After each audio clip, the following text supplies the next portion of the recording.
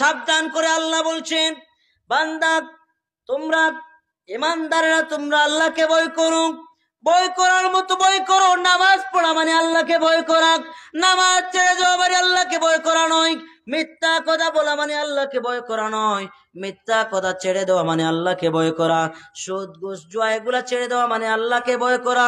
আপনি সুদ খান ঘুষ খান আর মনে মনে বলেন আল্লাহকে ভয় করি, এটার নাম ভয় নয়। আল্লাহ বলেন আক্কা তুকাতিহি, বান্দা ভয় কর, আল্লাহকে ভয় করার মতো ভয় করুক। এজন্য আল্লাহকে ভয় করার মতো ভয় করতে হবে। যদি বান্দা আল্লাহকে ভয় করার মতো ভয় করতে পারে, তার দুনিয়ার জীবনটাও সুন্দর হবে, আখেরাতের জীবনটা সুন্দর হবে। আর না হয় দুনিয়াতেও শান্তি থাকবে না, আখেরাতেও কোনো শান্তি থাকবে না। এভাবে আল্লাহ রাব্বুল আলামিন অন্য আয়াতের মধ্যে বলছেন, ইয়া আইয়ুহাল্লাযীনা